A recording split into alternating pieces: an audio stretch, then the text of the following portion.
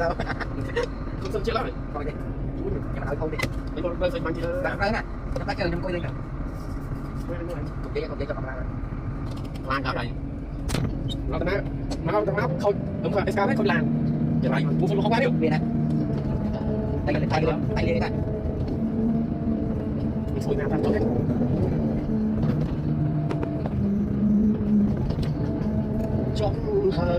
trong cung giang anh đi cầm ra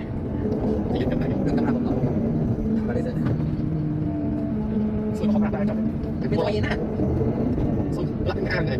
cái ăn này đặt tay lên này cái tay này xui rồi đặt xui đấy đâu vậy anh mới thôi rồi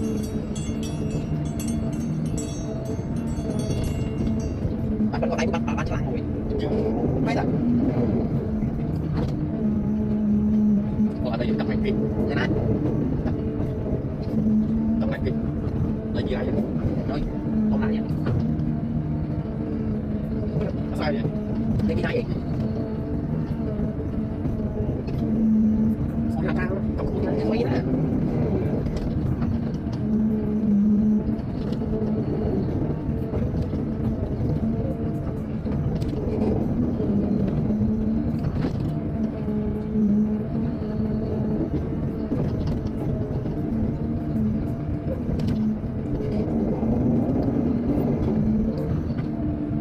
cái này tôi rồi cái sao của bạn đấy nó còn lại sao cái tầm sau đi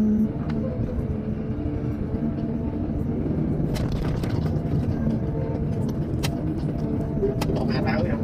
là xui nó không ai bên tôi tê mấy cái xui này nó mấy tao gì làm như vậy là xui đây bạn hai tên xui không buồn quá buồn quá không đấy anh cháu cái xui mấy này đưa lên anh chứ lên hai mà thật thôi nè thôi anh xui anh xui để cho xui không bao rồi bao rồi xui nào anh muốn đi lăng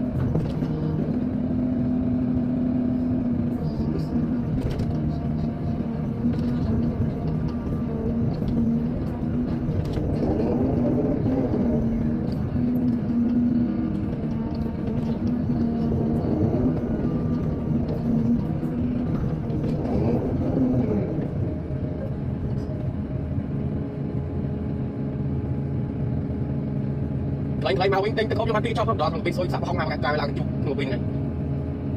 lấy màu tinh không cho mati cho không đó thằng bị xôi sập không nào cả trời là cái chục một bình này